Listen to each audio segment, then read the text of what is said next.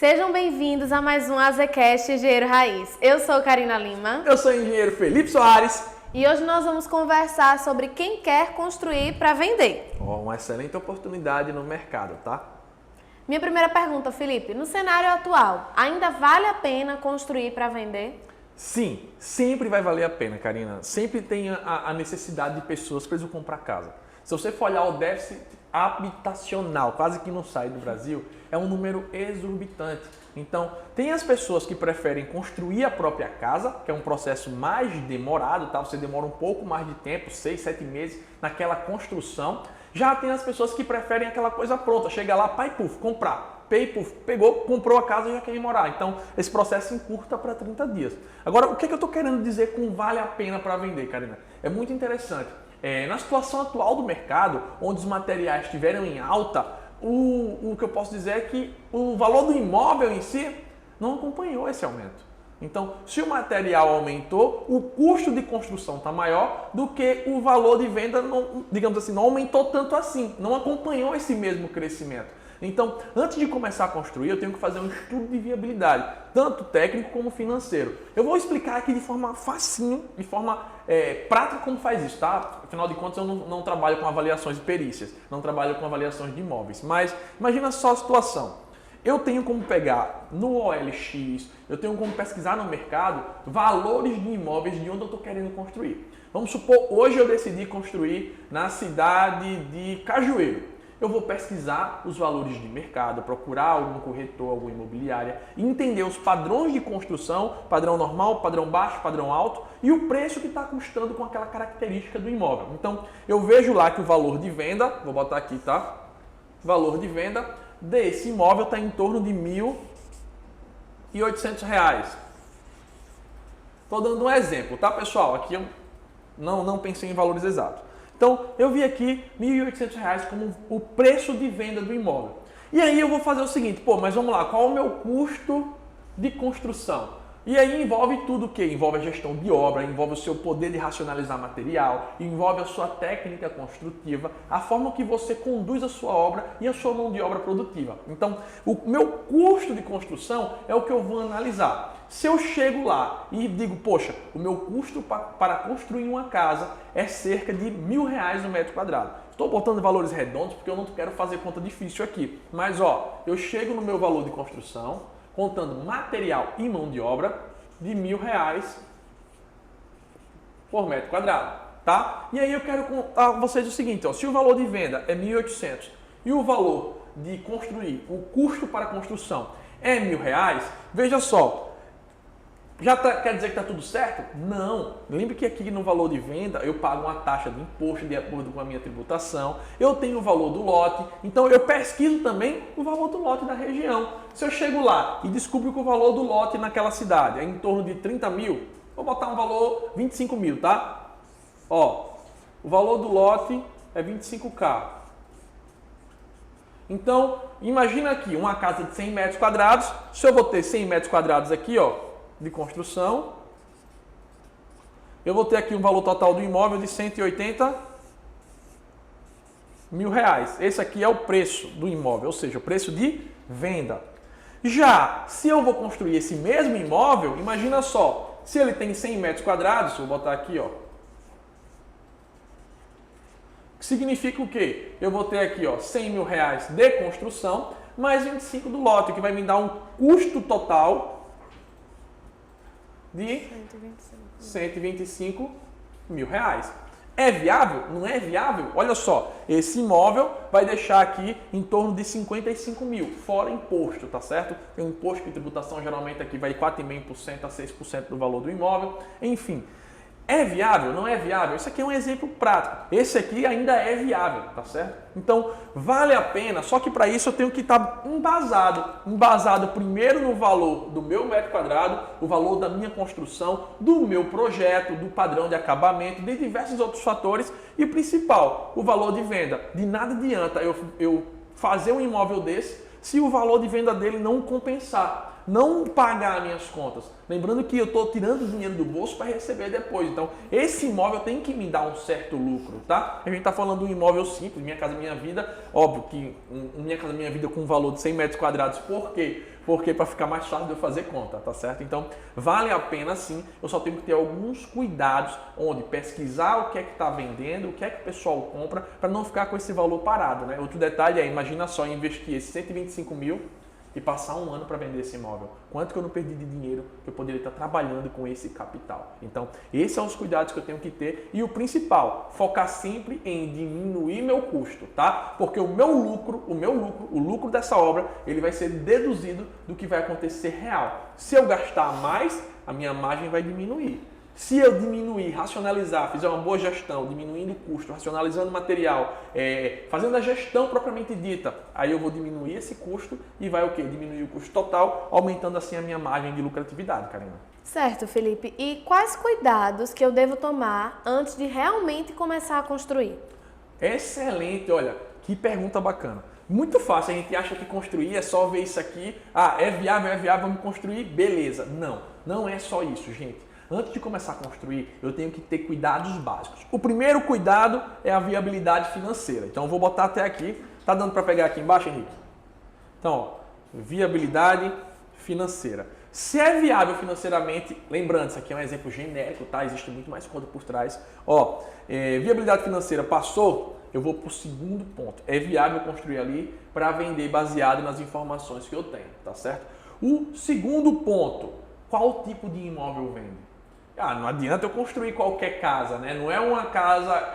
eu tenho que saber qual é o meu público-alvo. A Minha Casa Minha Vida? É o Casa Verde e Amarela? É padrão normal? Padrão alto? Então, consultar o mercado. Como é que eu consulto o mercado, Felipe? Através de corretor. Parceria com corretor ou imobiliária. E ele vai te dizer o seguinte, Felipe, olha, aqui nessa região, as características que mais vendem são casas que têm 2 quartos, são casas que têm um quintal maior, tem casa que tem beco, e esse é um fato bem interessante. Eu construo lá em Atalaia para vender, né? E eu construo para mim e ainda sou responsável técnico de outras 2 empresas. O que é que a gente faz? A gente sempre faz essa conversa com o Christian, com os outros corretores que tem por lá, e o que é que acontece? Tem casa, pessoal, que a gente constrói uma casa do lado da outra, que vendia muito mais rápido que as outras. Por quê? Porque naquela região o pessoal dava prioridade ao quintal, a ter um quintal maior. O pessoal lá do interior gosta de estender roupa no quintal. Quintal é a área de trás, né, gente? Quintal é a área de trás. Em algumas regiões do Brasil pode variar a nomenclatura. Exatamente. Quintal é a Uma área área de trás. aberta atrás. Isso. Outra coisa que a gente percebia que fazia muita diferença, a garagem coberta. O pessoal gosta de ter um lugar coberto para guardar seu carro. Então, eu tenho que saber o que as pessoas daquela região gostam naquele imóvel. Porque de nada adianta eu fazer um imóvel, beleza, no precinho, só que de repente é um imóvel que não vende, porque a característica daquela população, a característica daquele público-alvo não atende. Uma das coisas que a gente percebeu também, casa tipo caixão e casa com telhado aparente. Velho, o pessoal lá gosta de telhado aparente. Eu fiz uma casa mais moderna, eu demorei cerca de 6 meses para vender ela. E foi uma grande dor de cabeça. Interessante é que eu tinha a casa da esquina, a do lado foi a gente que fez também, projeto nosso. A de trás também, vendeu todas e não vendeu ela. E outra, era que tinha o melhor padrão de acabamento. Tá? E inclusive foi o que mais demorou para vender. Outro fato interessante é a questão do material que estava sendo aplicado. A casa, mesmo projeto, uma casa do lado da outra, tá certo?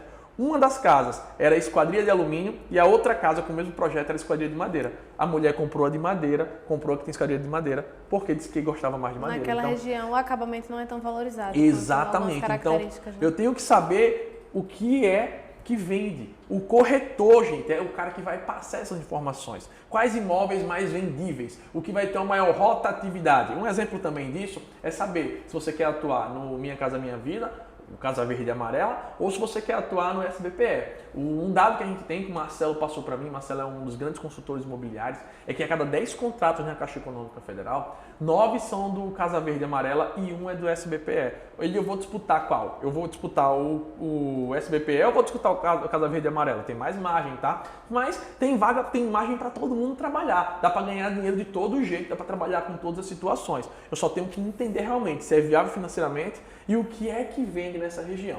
Terceiro ponto, Karina, que eu tenho que analisar aqui, não é só a viabilidade financeira e não só é o tipo de imóvel que vende. Eu tenho que analisar o risco. Se você está começando agora, muitas das vezes você não tem capital suficiente. Você está investindo todas as suas economias em construir um imóvel, em comprar um lote, construir para vender. Porque nessa modalidade, o dinheiro vai na frente. Quando eu construo para vender, eu pego o meu capital, eu compro um lote, eu invisto em material, em mão de obra, eu construo para no final eu chegar e vender ela financiada pela Caixa, pelo Banco do Brasil, por qualquer um banco, tá certo? Então eu tenho um risco muito grande. Se você não está preparado financeiramente, você tem um risco de investir ali 125 mil e passar, como eu já passei, 6 meses sem receber esse dinheiro. Então, tem que ter um certo risco, tá? Agora, outro detalhe é que por mais que tenha um risco maior, eu tenho maior chance de Lucrar mais alto, né? lucro, exatamente. Quanto mais você tem risco, maior a chance do seu lucro. Então, outro detalhe importante, apesar de eu ter um risco maior, se eu tenho condições, é um capital que não vai me fazer falta, é aquele velho ditado que você já deve ter ouvido na sua região. Para cada pé existe a sua bota certa, o seu sapato certo. Por mais que demore a vender, uma hora vai aparecer aquele cliente. Você só não pode se desesperar e vender por um preço abaixo do mercado, como eu já vi muita gente fazer, tá? Como eu já fiz, inclusive, porque eu não pensei tão bem no acabamento de uma determinada obra. Então, ó, o risco eu tenho que avaliar se vale a pena e eu tenho que ter ciência que eu tenho maior chance de lucratividade, porque eu tenho menos processo, eu tenho menos burocracia. Então, esses passos são o que eu devo seguir.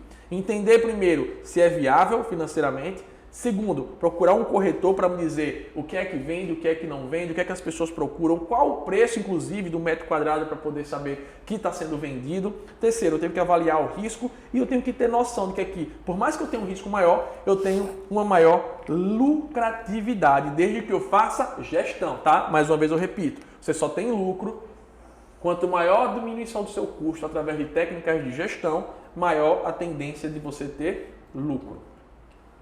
Em se tratando do valor do imóvel, Felipe, o que define esse valor? Quais pontos definem o valor do imóvel? Muito importante. Olha só, no valor de venda do imóvel, ele tem algumas variações. E aí, eu vou falar para vocês aqui quais são elas.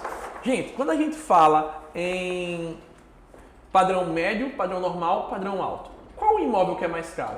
Padrão alto, tá? Então, a gente tem primeiro a questão do padrão. Mas o que define o que é padrão alto, médio ou alto? Essa é uma dúvida que muita gente tem. Primeira coisa, o fator mais importante, tá? O que é que vai fazer esse imóvel ser valorizado ou não? Alguém chuta aí? Deixa aí nos comentários. E aí, alguém chuta? Henrique, Glauber, Felipe. O Henrique chutou acabamento. Glauber, o que é que define o preço do imóvel? Qual a principal característica para definir se o padrão é alto, médio ou baixo? Quem chuta? Quem chuta? O acabamento também. Acabamento também. Parabéns, meu engenheiro e meus dois estagiários. O acabamento? Não, gente, a localidade. Como assim, Felipe? Como eu estou falando de valor de imóveis, imagina só eu pegar uma casa de 100 metros quadrados, a mesma casa que eu construí, para vender ela. Se eu for vender ela, por exemplo, no Francês, se eu for vender ela no Aldebarão, qual vai ser mais cara? A localidade, ela tem um maior impacto, gente, no valor total do imóvel. Então, nada de errado com isso, tá? O acabamento é o segundo ponto mais, digamos assim, que determina o mais determinante. É isso? É o seu acabamento? Não, gente, é o tamanho. Quanto maior a casa, a tendência é que ela seja um pouco mais cara. Então, o tamanho, a quantidade de metros quadrados. Felipe, não necessariamente é nessa ordem. Essa é a ordem que o Felipe acredita, tá? Então, eu tô brincando aqui, não quer dizer que eles estão errados ou que você que comentou aqui também está errado. É realmente ligado à realidade e à situação. Ó, em relação de valor do imóvel, se eu estou construindo para vender, a localidade é uma das coisas que mais pesa, né? Imagina aquela mansão na favela, quanto é que ela vale? De nada valeu o acabamento dela, de nada valeu o tamanho dela, se a localidade não foi favorável. Segundo, se essa localidade que está construída não pode ser vendida pela Caixa. Quando eu não tenho um terreno regular, significa que ele não tem valor agregado, tá? Simplesmente porque ele não tem valia comercial e valia tributária, digamos assim. Então, a localidade é uma das primeiras coisas. Segunda coisa que define é o tamanho. Você já viu aí uma obra de alto padrão de 50 metros quadrados? Até hoje, eu nunca vi nenhum alto padrão de 50 metros quadrados, tá? Não dá para considerar alto padrão, a gente considera padrão normal alto. Então, esse valor do imóvel, ele tem essas variações. E o terceiro ponto, aqui sim é que entra os acabamentos. Felipe, não necessariamente nessa ordem, tá? Isso é o que eu acredito, que eu observei no mercado. Os acabamentos, gente. Se eu tenho um bom acabamento, eu vou ter o quê? Um valor agregado maior. Entre uma casa com cerâmica e porcelanato, qual você acha que vai ter o custo maior de construção, consequentemente o custo maior de venda? Tá? Então o acabamento é o terceiro ponto na hora que eu estou analisando o valor do imóvel. Então, o que é que vai impactar, Karina? Primeiro, a localidade. O segundo, o tamanho do imóvel. Quanto maior o imóvel, a tendência é que ele seja um padrão melhor ou a tendência é que ele seja mais caro. E o terceiro é o acabamento, tá? O acabamento é o que vai definir também esse valor. Inclusive, eles estão aqui um alinhado com a outra, né? Muitas das vezes a gente tem aquele cliente que tem um valor fechado e ele tem que escolher entre o tamanho ou o acabamento que ele quer. Quanto melhor o acabamento, ele tem que diminuir o tamanho, por quê? Por causa do valor que ele tem disponível, tá? Então, é muito importante você entender isso aqui. Isso aqui não é regra, tá? Isso aqui é a forma que a gente enxerga aqui para fazer nosso estudo. Então, a localidade, inclusive, muitas das vezes ela é determinante para você vender o imóvel logo ou não. Às vezes você vai fazer o mesmo tipo de construção em loteamentos parecidos e um vai vender mais rápido que o outro. Inclusive, às vezes, pelo mesmo preço. Por quê? Porque naquela localidade ali tem uma maior fluxo de rotatividade, o maior fluxo de venda. Então, é importante entender isso aqui. Lembra aqui quem é de Maceió, é a mesma casa que eu for construir no Francês, a mesma casa que eu for construir no Aldebaran, qual vai ter o maior valor agregado? A localidade do Aldebaran é muito maior. Então, possivelmente ela vai custar até 2 vezes mais se brincar esse valor, tá? Então, acabamento, tamanho e localidade. Isso aqui define o valor do imóvel. Já que estamos falando de acabamentos, tá? Quais são os acabamentos mais fáceis de vender? Vamos lá. Ó, pergunta interessante, só que deixa eu explicar, não é o que é mais fácil de vender. Deixa eu explicar para vocês assim o que é que vai ter mais demanda. A gente está trabalhando com casa com porcelanato, uma casa com cerâmica. A gente está trabalhando com a esquadria de alumínio e esquadria de madeira. Isso, como eu já falei, vai depender muito do teu público-alvo. Então, não é o acabamento que é mais fácil de vender, mas o que é que o teu público-alvo espera numa residência? Então, a pergunta ela tem que ser ajustada com a resposta. Então, eu tenho, como eu falei, uma bota para cada pé. Então, eu tenho que entender essa situação. Felipe, mas como assim? Explica de uma forma geral. O que eu tenho que me atentar não é o acabamento, é a forma com que ele vai ser aplicado. É a forma, pessoal, com que eu vou colocar ele. Imagina só uma casa, Karina, que eu não sei quem vai comprar. O cara vai vir aqui, eu tenho uma casa para vender.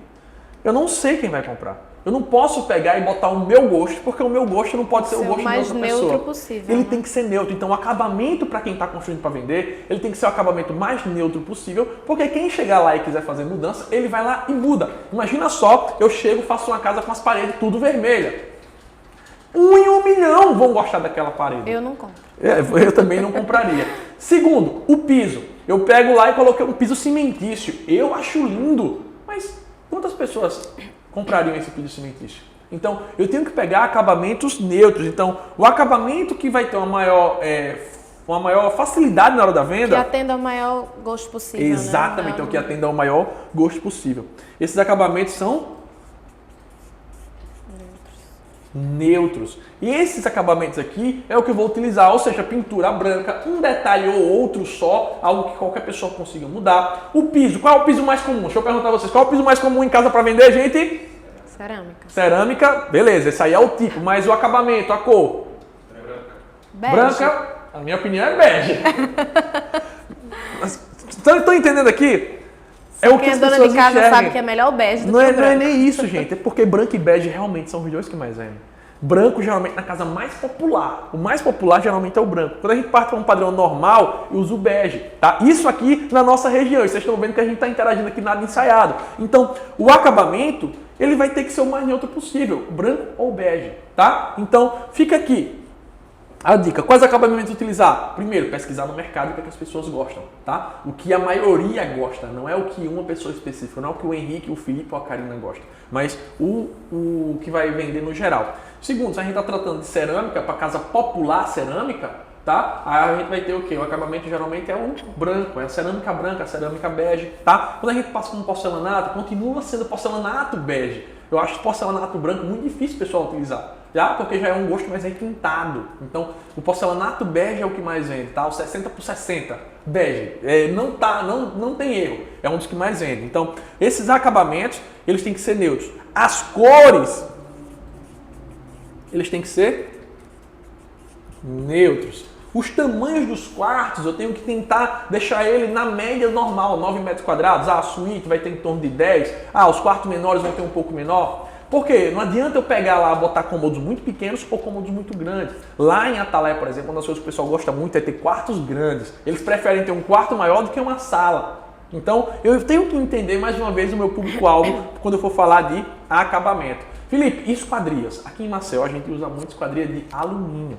Alumínio bom, tá? Não é aquele de loja não que você bota e não veda nada. Você fecha ele, chove mais dentro de casa do que fora. Não. A gente tá falando de esquadria boa, ela é muito bonita o alumínio. Tá? Inclusive o Glauber fez um orçamento aqui, deu 37 mil reais de uma obra que a gente tá. Misericórdia, quando eu fui chegando ele já me deu esse boa-vinda nas caras hoje aqui. Segundo, só uma porta 21 mil, foi a de ACM. Só a porta de entrada 21 mil, foi mesmo que um murro aqui em mim hoje. Mas enfim, esse tipo de acabamento é de acordo com a região. Lá em Atalaia, por exemplo, o pessoal gosta de madeira, tá? Então o pessoal prefere madeira. Por mais que às vezes o alumínio da qualidade boa seja um pouco mais caro, se eu botar ele, o pessoal não dá a preferência, tá? Que foi o caso que aconteceu nessas duas casas. Eu botei um alumínio top, tá? Só as janelas maxiar, cada uma custou, se eu não me engano, 600 reais. E mesmo assim, se eu fosse fazer de madeira, tinha dado 300, 400 reais. Eu botei a mais cara e mesmo assim demorou a vender mais por causa disso, pelo gosto da população. Só contextualizando, Atalaia é uma cidade do interior, então provavelmente essa seja uma característica das cidades do interior. Fica em torno de 40, 50 metros, 50 quilômetros aqui de Maceió, tá? Então, esses são os acabamentos que eu vou ter que ter cuidado e esses são os padrões que eu sigo na hora de ver o valor do imóvel, tá? Na hora que a gente tem que levar em consideração com o consultor, enfim, definir se o padrão é normal, padrão médio, padrão alto, o que é que a gente vai dar como prioridade, se vai ser o acabamento ou o tamanho, isso aí é muito da região. Tem gente que prefere ter um acabamento menor, mas ter os quartos maiores, aí você aumenta os quartos, diminui o acabamento, em vez de botar um porcelanato, bota uma cerâmica, porque posteriormente ele pode reformar e trocar o piso. Então tenho que entender essas jogadas antes de construir para vender, para simplesmente não deixar meu dinheiro parado aí por muito tempo. Para finalizar, vamos para o momento Dica do Especialista.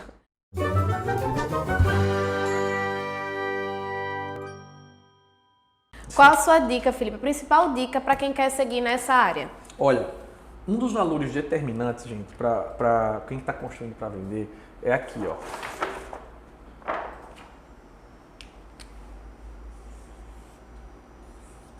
O valor do lote. Olha só. Esse valor do lote, o valor da construção, eu posso variar ele? Posso, mas esse valor do lote pode variar demais. A gente já viu no mesmo loteamento, por oportunidade, a pessoa comprar um de 25 e o outro comprar um lote perto de 40. Pô, se eu aumentei para 40, olha só a diferença que já dá aqui. Então, o valor do lote, ele tem que ser levado em consideração. Eu tenho que pesquisar bastante antes de comprar, para não comprar um valor muito alto que eu não consiga diluir no preço de venda. Então, o lote é uma das coisas mais importantes. Então, primeira dica é... estude o lote.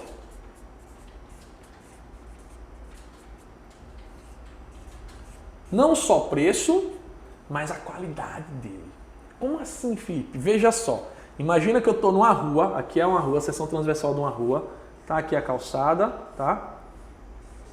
E eu estou aqui, você vê, numa mesma quadra, na mesma rua. Aqui tem um lote, olha só. Um lote plano, cara, que legal! E eu vou construir uma casinha nesse lote aqui, ó. E vou fazer uma mesma casa nesse lote aqui, ó.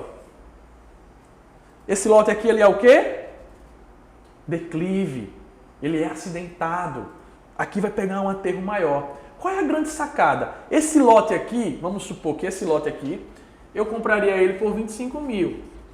Esse lote aqui, o cara me vendeu pelos mesmos 25 mil, porque eu não me atentei a ele ser inclinado ou não. Eu vou construir a casa, vou gastar aqui o mesmo valor para construir essa casinha.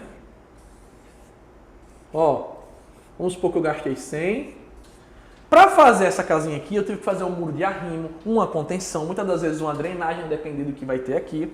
E aí, ó, eu gastei para nivelar, para fazer algo bonito. E aí, para fazer a casinha aqui, ó, em vez de gastar 100, eu gastei 125 mil. E aí, a questão é, você acha que o preço de venda dessa casa, essa mesma planta aqui, tá? Ó, comprei o lote pelo valor igual, podia ter comprado até por um valor menor. Quando eu botar para vender, se eu pegar e botar essa aqui para vender por 180, se é a mesma planta, eu não posso botar essa daqui para vender por 200, porque eu gastei mais não. Se eu botar essa daqui para vender por 200, ó, você acha que o cara vai preferir comprar essa ou essa? O meu cliente não quer saber se você teve que aterrar. O aterro é algo que não agrega no valor da tua obra. O que você preparou aqui para fazer essa casa não vai agregar valor na tua obra. Eu até brinco, para obra pública a gente gosta quando tem aterro porque é aditivo. A gente recebe por isso. Quando eu estou construindo para vender, isso aqui eu tenho que diluir no custo, cara. Infelizmente, o que eu gastei de aterro, de muro de arrimo, não vai fazer diferença na hora de vender. Sabe por quê? Porque o cliente vai ter outra opção mais barata. Ele sempre vai ter como parâmetro, Felipe, mas a casa é igual. A casa é a mesma. Por que essa aqui é 200 mil reais? Ah, porque eu gastei o muro de arrimo. O que é que eu tenho a ver com isso? O que eu tenho a ver com aterro? Não tem nada a ver com terreno, não. O valor, a casa é o mesmo tamanho, tudo bonitinho. Então, é isso que eu tenho que entender. Que na hora de escolher o lote, eu tenho que escolher o lote que seja mais viável. Muitas das vezes, esse lote aqui, declive, ele é até um pouco mais barato. Só que se você for pensar na solução da engenharia, compensa comprar o lote mais caro, um pouquinho mais caro, ou compensa comprar o mais barato e fazer um muro de arrimo que vai custar 2 vezes mais. Então, eu tenho que fazer esse estudo de viabilidade. Eu tenho que fazer esse estudo técnico aqui para saber qual vale a pena e qual não vale, tá bom? Então, a primeira dica que eu dou é estude o lote antes de comprar. Veja a viabilidade dele. E a segunda dica é não adianta fazer isso aqui sozinho, gente. Imagina só. Tu vai construir uma casa, tu já vai ter um tempo de construção.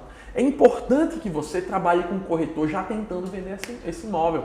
Pega, cria perspectiva, cria foto de como vai ficar, cria um manualzinho, uma apresentação e já dá para o corretor começar a tentar vender, tá? Não deixa para vender depois de pronta, não. O corretor já pode ir correndo atrás e já tentar conseguir um cliente para você. Já aconteceu de casas aí que com 1 mês e meio que começou a construir, o corretor conseguiu vender. E aí o que acontece? Aprova o crédito dele na caixa, por mais que seja, digamos assim, que ele só vai pegar ela pronta, você aprova o crédito na caixa, ele já pode te pagar a entrada, você já pode negociar com ele algumas coisas para ele poder adiantar e ele financiar um valor menor, amarrar através de um contrato a venda desse imóvel. Aí você já começa a se sentir mais aliviado, mais seguro. Você agiliza a volta do capital que você investiu, exatamente. Né? Então é muito, mas muito importante de verdade que eu, além de estudar o lote, eu já faço a parceria com esses corretores, eu faço uma apresentação, eu mando essa apresentação para o corretor para ele já sair procurando. Quem aí quer um modelo de apresentação de obra? O modelo de apresentação, comenta aqui embaixo.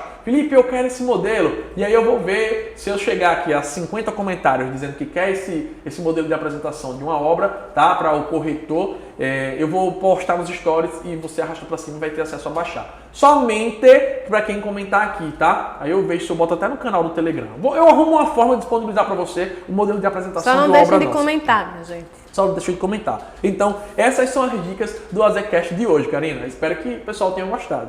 É isso mesmo, espero que você tenha gostado, tá? É muito importante pra gente que você deixe sempre o seu comentário, que você aperte lá no gostei. Se você tá assistindo pelo YouTube, se inscreva no nosso canal, tá? Isso faz com que a gente entenda que vocês estão gostando do conteúdo que a gente tá entregando. Se sobrou alguma dúvida também sobre o conteúdo, deixa a sua pergunta aqui que a gente sempre faz questão de responder. Exatamente. E lembra, pessoal, de nada adianta tudo isso aqui se eu não tiver gestão, cara. A gestão é o ponto-chave para ganhar bem. A gestão é o ponto-chave para ter lucratividade, tá? Aproveitando também a oportunidade de lembrar, gente, dia 5, 7 e 9, a gente vai estar com um evento chamado Workshop de Horas Lucrativas. 5, 7 e 9 de abril. Ele é totalmente online, totalmente gratuito. É o caminho que vai te levar do zero a aprender como pegar cliente, a como pegar a obra, a viver literalmente da construção civil, ganhando bem como engenheiro. Lá eu vou mostrar que dá para você ser pago, ser bem pago, receber dignamente como engenheiro para adquirir experiência. Mesmo que você seja recém-formado, mesmo que você não tenha vivência nenhuma de obra. Se você seguir o passo a passo desse workshop, as chances são que você tenha um sucesso muito rápido mediante as técnicas aplicadas aqui da nossa empresa. Se você está assistindo no YouTube, o link está aqui embaixo, tá? E para a galera do Instagram, lá na bio, vocês encontram o link. É isso aí, muito obrigado. Até o nosso próximo AZCast. Deixa aqui seu comentário, deixa aqui sua sugestão de tema. Isso mesmo, até o próximo vídeo. Tchau! Tchau! Quase derrubei a plaquinha no final.